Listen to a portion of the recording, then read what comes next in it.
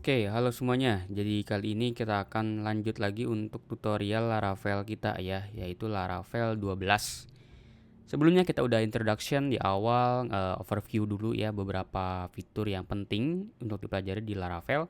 Sekarang kita fokus lagi ke satu-satu ya, yaitu soal routing. Kita akan bahas beberapa method yang ada di Laravel ya. Metode Laravel yang ada di apa tadi ya? Yang ada di routing. Tentu aja kita harus tahu soal itu ya. Bentar. Eh tadi gue udah ngomong belum ya? Ini video kedua ya. Jadi kalau lu belum nonton video satu, sebaiknya nonton dulu aja supaya lu tahu gitu overview dari Laravel itu seperti apa. Jadi untuk routing kita ada di dalam routes lalu web ya di sini nih. Ini maksudnya apa? Ini maksudnya apa? Itu sudah dijelaskan di video sebelumnya. Lalu ini adalah settingan awal ya. Ada routing, ini adalah yang namanya VSet ya, VSet kayak semacam shortcut gitu. Lalu ada yang namanya get ya, ini adalah static method ke get. Get adalah methodnya ya, teman-teman kalau mau metodenya ada beberapa. Kalau di dalam website biasanya kita ada dua aja yang perlu kita ketahui, ada get dan post. Tapi di dalam REST tentu ada banyak ya, ada post, ada put, ada page, ada delete, ada option ya, banyak. Itu kita sebutkan di sebelumnya. Kenapa begini? Karena ini adalah kita arahkan ke dalam controller gitu ya. Jadi sebelumnya kalau ada orang yang akses ke sini, lalu ke sini artinya dia pergi ke dalam admin controller yang akan dihandle oleh index ya. Method index kayak gini. Lalu kenapa ada prefix kayak gini ya, dibanding kita nurusin banyak halaman-halaman dengan kayak begini ya, sebaiknya ya udah semua yang di dalam sini otomatis dia akan pakai prefix admin. Nah, gitu ya. Sederhananya kayak gitu. Apakah pasti kayak gini? Tentu enggak ya. Kalau mau memang secara code pendek gitu ya, itu bisa pakai langsung function aja di sini. Ya contohnya tadi kayak gini ya. Nah, gini. Itu boleh juga ya, tinggal di return aja misalnya gini. Itu boleh. Tapi sebaiknya memang pakai controller aja gitu ya. Oke, ini adalah cara kita memakai controller.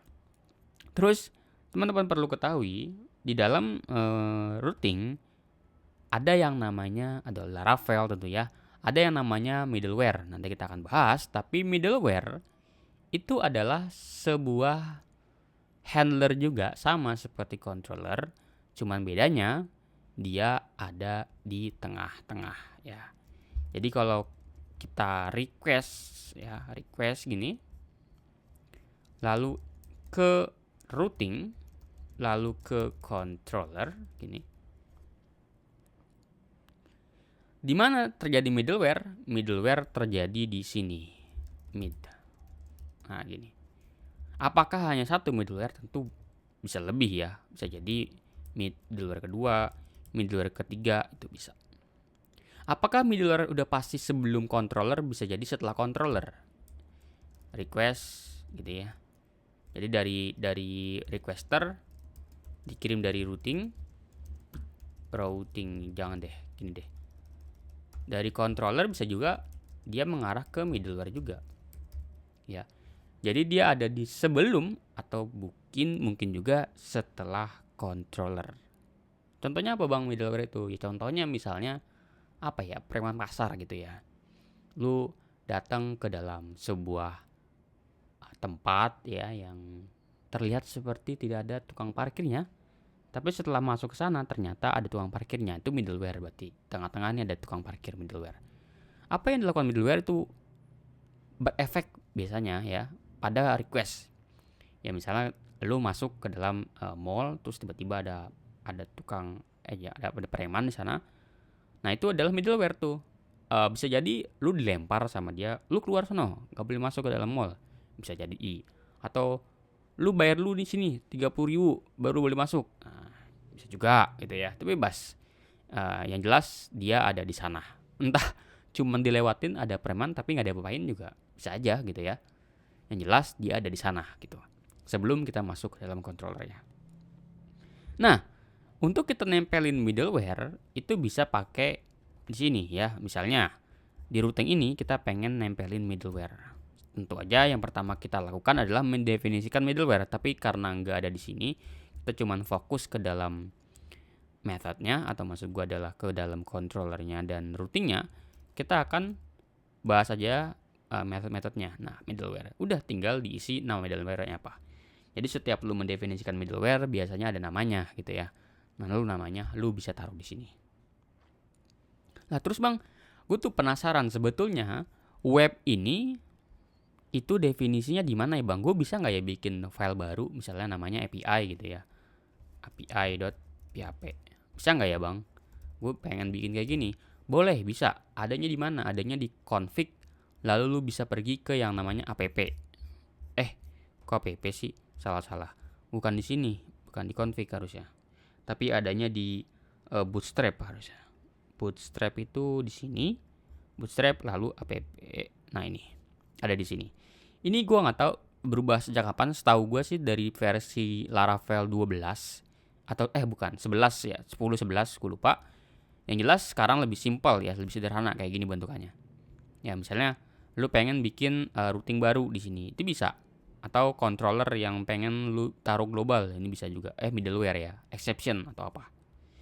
Nah, di sini ada banyak teman-teman yang lu bisa taruh ya di sini. Ada API, ada page, ada help, ada API prefix, ada then, itu banyak. Jadi untuk bikin API lu tinggal bikin misalnya di sini API gitu ya. Lalu dir. Nah, berarti nanti dia akan ditaruh di mana? Ada ditaruh di roots lalu api.php. Udah. Nah, keren ya. Jadi bisa bikin kayak gini. Bentar, ini apa ini kuning? Short argument. Kayak gini. Oke. Keren ya. Jadi lu bisa bikin kayak gini. Atau misalnya lu pengen beda namanya bukan web.php atau apa gitu ya. Lu ganti jadinya lu rename gitu. Misalnya web aja. Ini bisa. Jadi di sini web aja. Dirubah di web aja. Kayak gitu. Itu simple sebetulnya cara kita mendefinisikan file untuk routing kita. Atau lu pengen naruh prefix juga bisa di sini misalnya API prefix gitu ya. Jadi setiap sistem atau setiap hal yang kita definisikan di API di sini otomatis dia akan pakai API prefix kayak gini. Lalu tadi gue bahas soal method ya, ingat ya. Tadi di dalam controller ini mana ya? Tadi apa? Sini ya. Oke. Kita coba bahas satu-satu. Tadi ada routine, ada get ya, ada namanya tadi student gitu ya. Ada function gini, lalu gini. Nah, ini gue coba bilang di sini ada student index. Nah, ini. Jadi kalau kita coba jalanin PHP artisan serve gitu. Ini coba kita buka Postman. Coba gue gedein. Ada student ya. Coba send. Maka dia akan ke halaman student index tentu aja. Ya tentu halamannya datanya berisi student. Tapi kalau lu lihat di sini di Postman itu ada namanya method. Nah, ini adalah metodenya. Contoh, di sini gue set post gitu ya. Post metodenya. Ketika gue coba kirim pakai get, dia nggak bisa.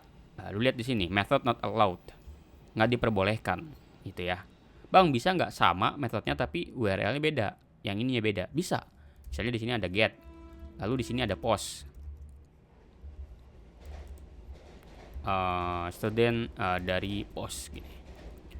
Nah, ini bisa. Jadi kalau di send di sini getnya bisa dengan URL yang sama. Nah, sekarang jadi page.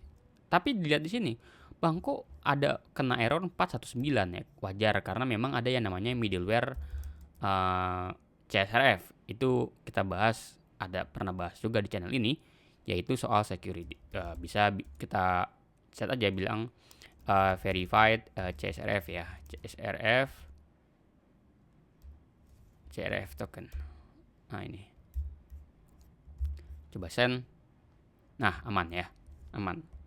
Apa ini Bang? Nah, ini maksudnya secara default Laravel itu dia akan menerapkan middleware yang namanya verify CSRF token. Ya, tapi di kali ini boleh nggak ya? Gua tuh nggak boleh, nggak mau pakai verify CSRF token. Ya udah tinggal pakai without middleware verify CSRF token. Kalau bisa hafal bang, ya karena mengganggu ya, jadi kita akan hafal dengan sendirinya kalau hal-hal itu mengganggu kita. Lalu apa lagi? Ada get, ada post. Biasanya get itu untuk ngambil data, post itu untuk ngirim data, ya untuk create data. Put biasanya juga untuk create atau update data gitu ya. Bisa juga put misalnya di sini. Biasanya kalau put itu ada ada parameternya ID gitu ya, dari put itu. Bisa juga ya gini. Put misalnya 1. Nah, gini. Bisa juga. Lalu ada juga yang namanya patch ya. Patch itu biasanya beda dengan put ya. Bedanya apa? Bedanya biasanya patch itu yang diupdate sedikit. Misalnya ada student, ada name, ada phone number, ada NIK, tapi yang dia isi hanyalah NIK, biasanya metodenya patch. Tapi beberapa company menerapkan sistem all endpoint will be post ya. Semua endpoint harus post ya, must be post. Kenapa? Contoh spesifikasi dari OpenShift atau Oracle ya, dia mengharuskan semua endpoint di dunia ini harus post. Kenapa? Karena lebih secure ya dibanding pakai get. Kenapa bisa get lebih secure atau post lebih secure? Biasanya kalau orang-orang naruh di get ya pasti naruhnya di mana? Selain di parameter tentu, pasti naruhnya di request param. Dan request param sendiri itu ada kekurangannya, kenapa? Terekspos keluar. Ya orang pasti ngeliat lah URL-nya kemana. Pasti terlihat. Apalagi kekurangan dari request param? Tentu dia akan ditaruh di URL. Karena dia ditaruh di URL, maka dia ada limit ya. Misalnya teman-teman mau get BIDS, ID-nya tuh sampai 1000, nggak bisa ya. Maksimal 24 ID. Kalau dia UID itu akan mentok. Kenapa? Karena dia terkena limit dari URL itu sendiri. Oke, ada put, ada apa lagi bang? Ada yang namanya delete ya. Biasanya ini kalau kita mau mendelete sesuatu, kita pakai delete namanya. Ada juga yang namanya adalah option. Nah, option ini jarang banget kita pakai kalau kita protokolnya masih normal-normal aja. Nah, option ini apa? Ini adalah yang namanya option. Option itu apa bang ya? Coba ya kita chat. Kalau di option itu maksudnya apa? Option. Nah ini. Apa biasanya berguna option?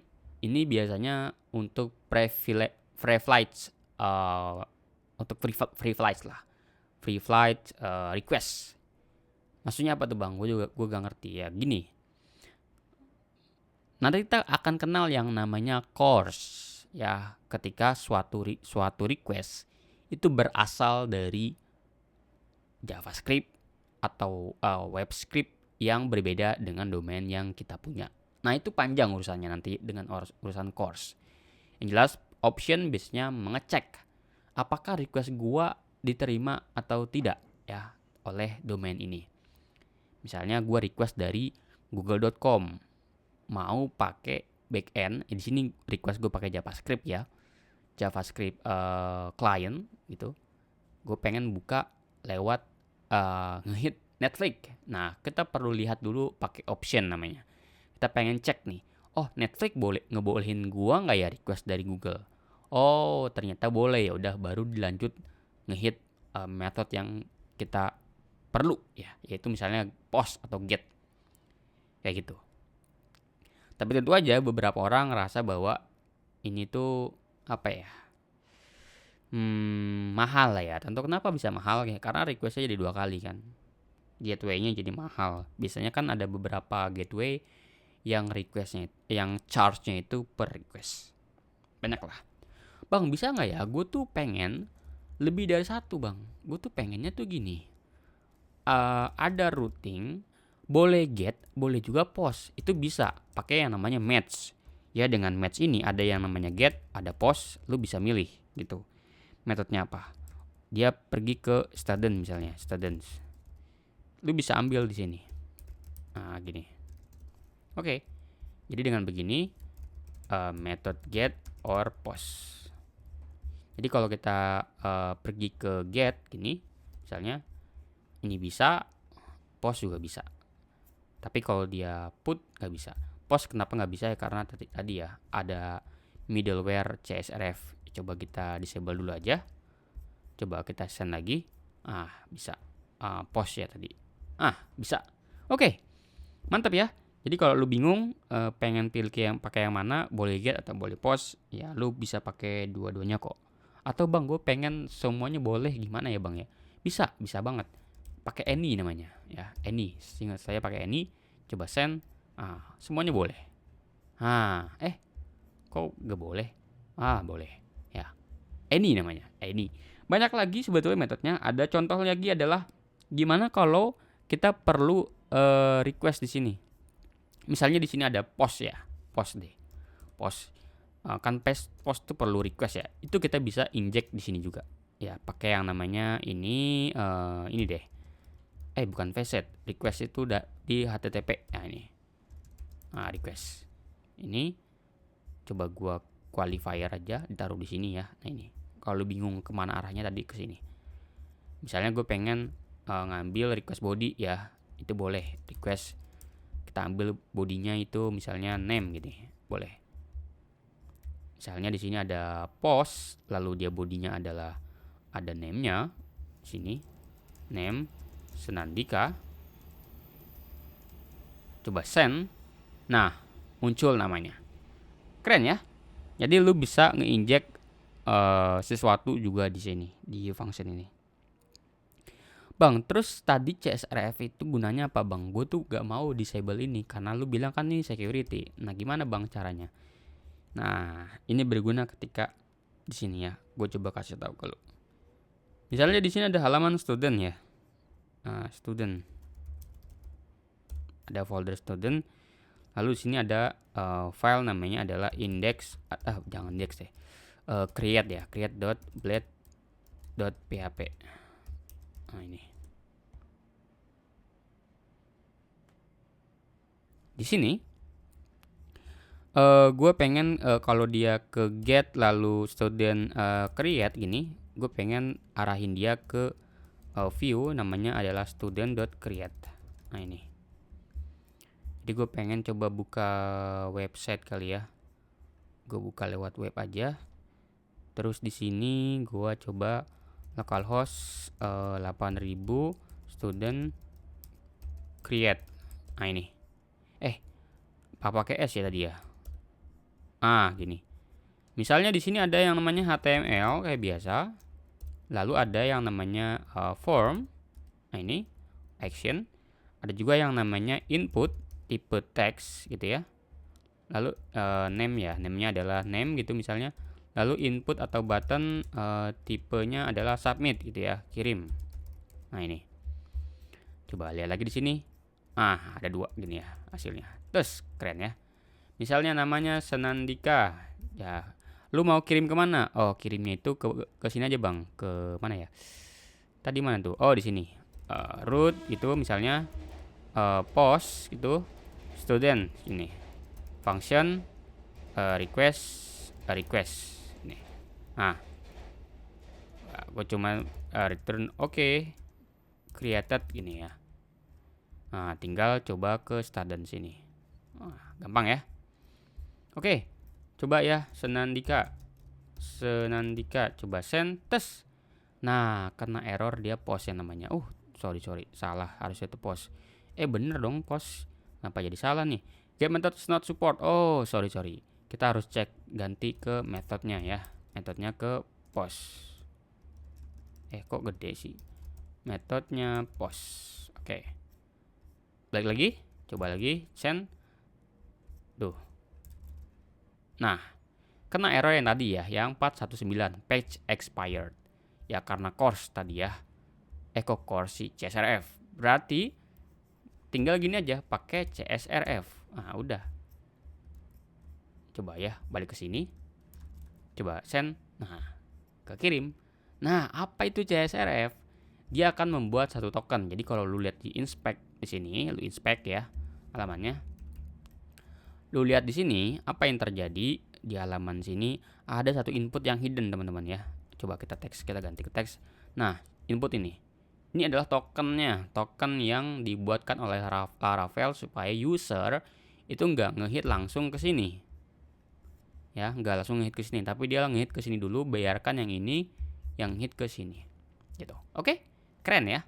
Itulah gunanya CSRF. Ya, jadi biar dia nggak nge-bypass ke sini. Dia harus lewat halaman view dulu.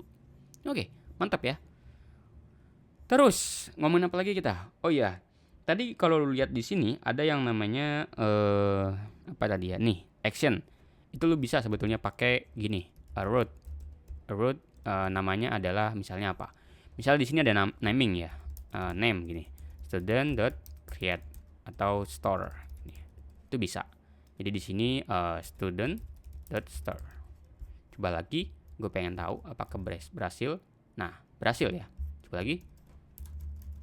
Nah, berhasil. Jadi aman. Jadi di sini kita juga bisa pakai nama routingnya. Ya.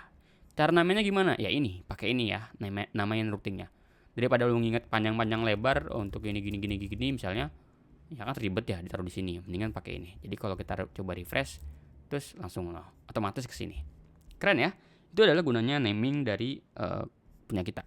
Bang, gimana caranya gue tuh setelah dari sini, gue pengen redirect lagi ke halaman sukses gitu ya. Misalnya di sini ada halaman get sukses. Sukses gini ya, sukses. Jadi bisa pakai yang namanya routing redirect ya. Jadi root pakai apa ya? Redirect kemana redirectnya? Redirectnya ke misalnya kemana ya? Misalnya di sini deh, ke student sukses. Bisa juga student sukses. Ini bisa kayak gini sebetulnya. Kalau gini tuh dia berarti akan ngarah langsung ke sini. Coba ya. Oke, bentar. Nah, langsung dia redirect ke sini. Kalau dia misalnya, Bang bisa nggak ya? Gue tuh ada website.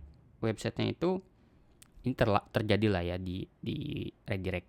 Kenapa dulu ada redirect? Karena dulu itu banyak terjadi apa ya, perubahan domain.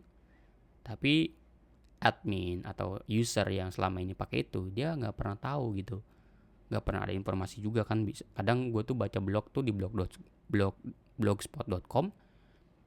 Terus ada masa dimana blogspot ini merubah domainnya ya, jadi dia rubah jadi wordpress.com gitu ya misalnya. Nah, itu kita bisa pakai yang namanya redirect ya. Jadi misalnya dari sini tolong dong kalau ada orang yang ngakses ini misalnya akses student tolong arahin dia ke student create. Nah ini, jadi halamannya akan kayak gini ya. Contoh di sini kayak gini misalnya, gue pengen ngarah ke students. Nah dia akan diarahin ke student create. Nah ini student, salah, gue pengen ngarah ke students, enter, arahnya ke sini student create. Nah keren ya. Jadi memang begini cara kerjanya. Ini kenapa error ya, karena tadi gue belum kebalikin ya, harusnya gini, nggak error. Nah nggak error dia. Kok dia agak ada catching gitu ya, jadi dia nggak langsung jalan dia. Terus oke, lanjut. Tadi soal ini, bang ini bisa nggak ya? Gue tuh gak mau bikin kayak gini bang, gue tuh pengen langsung nampilin halamannya aja. Ya bisa ya, jadi pakai view namanya. Misalnya students create, dia langsung view-nya student create, lebih ringkas tentu aja. Jadi kalau kita lihat halaman sini, namanya sudah terroot ya. Nah, gampang, keren ya. Nah, jadi dia bisa seringkas ini memang routingnya. Terus bang, gimana caranya gue tuh tahu kalau udah panjang? Tentu lu akan bingung dong. Ini routing gue tuh sebetulnya ada berapa, ada seberapa banyak. Lu bisa pakai artisan, namanya PHP artisan root list. Coba enter. Nah, lu akan lihat di sini ada banyak metode-metode yang sebetulnya ada. Storage nggak ada, tapi ada di sini. Oke, lalu apalagi nih? Di sini ada yang namanya, tadi kita udah bahas sih sebetulnya kalau di awal-awal ya, di introduction sebelumnya ada yang namanya path param ya, misalnya student ID. Nah ini path param. Jadi kayak gini, lu bisa pakai di mana? Bisa pakai di sini. Nah nanti di sini lu tinggal pakai aja ya ID-nya di sini. berguna banget ya. Kalau misalnya ada ID yang mau lu edit atau bukan, atau misalnya ID yang mau lu tampilin gitu, itu bisa tampilkan di sini. Nah, lanjut lagi. Gimana bang kalau gue pengen bikin satu yang ini? Bentar, jangan deh. Kita ngomongin yang lain deh. Misalnya ini gue taruh di sini aja deh.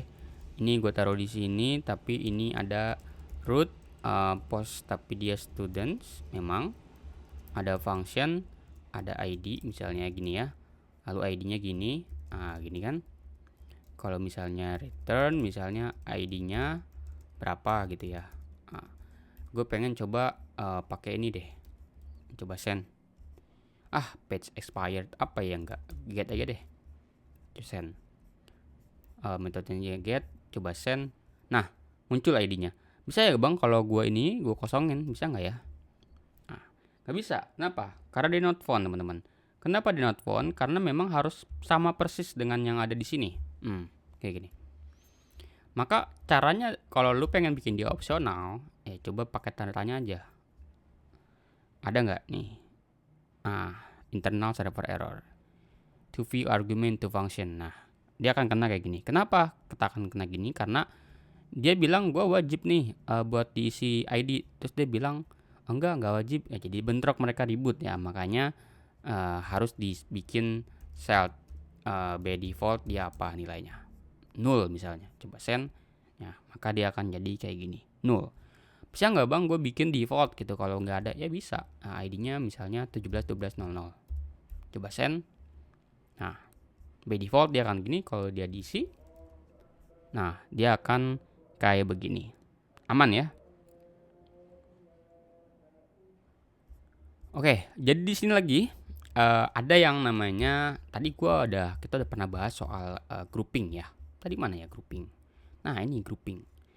Selain grouping prefix, tadi kita bahas juga middleware. Ada juga grouping by middleware ya. Jadi kayak gini, root, middleware ya. Jadi semua yang ada di sini, misalnya middleware-nya apa ya, kacau atau course gitu ya. Middleware course gini. Kita akan grouping gitu, function. Jadi di dalam ini semuanya akan kita openkan course-nya.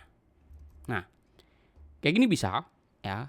Atau kita juga bisa nge-grouping by controller ya. Misalnya gini. Misalnya apa ya? Kita udah bikin controller belum ya? Kita udah bikin controller. Kita udah bikin controller. Misalnya saya pengen hapus deh. Saya ganti index gini. Terus di sini saya ganti return create gitu ya misalnya. Nah, kita bikin di sini root, lalu controller gitu. Nama controllernya apa? Tinggal dibilang aja admin controller class gitu ya. Nah, ini kayak gini. Ini jangan kayak gini kepanjangan. Balikin ke atas kayak gini ya. Taruh di atas ini. Oke. Terus di bawah sini tinggal bilang aja group ya. Group function gini. Udah tinggal routing misalnya student gini ya. Kita pengen ke metode yang namanya index. Root get juga misalnya student create, kita pengen ke metode yang namanya create. Udah. Jadi sekarang kalau dia ke sini ya get, coba send, dia akan ke index. Kalau dia create, dia akan ke mana itu? Create student create. Bener nggak sih create? Create bener dong create. Kok nggak ada dia? Root get student. Salah S-nya. Coba send. Ayo send. Set. Bisa juga ya. Emang agak lama nih catching-nya nih. Oke. Tadi ada routing prefix itu banyak ya. Itu bisa kita pakai sebetulnya. Kalau misalnya ada model binding juga ada juga ya. Misalnya gini ya. Tadi kita udah pernah bahas soal pakai data ya. Ntar data student ya ini. Oke, misalnya di sini kita pengen ketika dia ngeakses data apa ya? Yang gede. Di dalam ini deh. Ya, di sini ada yang namanya atau create dah. Jangan create ya, apa ya? Show kali ya. Show berarti di sini adanya ID-nya ya. ID-nya berapa? Berarti di sini pakai ID ya, atau student ya, ini. Sini coba pakai student. Return student ID. Bisa nggak bang kayak gini ya? Coba, kita coba aja. Misalnya 1, 2, 3. Kok, bentar. Ini students. Bener nih? Coba. Kok dia nggak bisa sih? Root get, student. Oh, masih create show. Sorry. Coba lagi, send. Ayo. Saya menunggu errornya. Karena error not found. Kenapa? Karena datanya nggak ada. Coba kita buka data gue ya. Kita udah bikin kan kemarin di SQLite ya. Kalau belum bikin berarti memang tidak mengikuti tutorialnya. Di SQLite di sini ya. Gue ada data student. Ini. ID-nya 1 berarti ya. ID-nya 1 di sini coba send. Maka dia akan dapat ID-nya. Oh, keren banget ya. Atau mungkin coba pengen gue tampilin semuanya aja deh. Coba send. Oke. Nah, muncullah dia datanya kayak gini. Ya. Nah, keren kan? Keren ya. Kenapa? Karena dia otomatis nyari, teman-teman. Wah, kenapa nggak canggih coba itu? Lihat nih. Ini namanya adalah model binding ya. Jadi di sini dia akan nyari ke sini. Cara nyarinya gimana? Mereka akan tahu primary key-nya apa. Oh, primary key-nya adalah ID. Oh, berarti dia akan nyarinya ke ID gitu. Itu bisa seperti itu Laravel ya. Jadi dia paham akan mengarah kemana si ini. Cara nyarinya gimana gitu. Terus gimana caranya? Gue pengennya nyarinya nggak berdasarkan ID. Gue pengennya berdasarkan name gitu ya. Itu bisa juga ya. Jadi misalnya di sini tinggal bilang aja ngarahinnya ke name gini. Bisa nggak ya? Aku juga nggak paham tuh bisa nggak atau enggak. Coba send. Karena error not found. Coba kalau kita pakai nama. Ini coba send. Nah, muncul. Keren ya. Jadi kalau misalnya ada field yang lain misalnya blog, tapi dia nyarinya bukan pakai ID, tapi dia pakai slug atau slug ya. Itu bisa pakai ini. Mungkin itu aja dulu ya. Kita bahas soal routing. Panjangan nanti kita akan bahas soal controller di tempat lain, tapi yang jelas ini kita udah punya fondasi di routingnya. Ya setidaknya kita harus menyelesaikan guideline kita soal routing, controller, view, lalu eloquent. Thank you semuanya.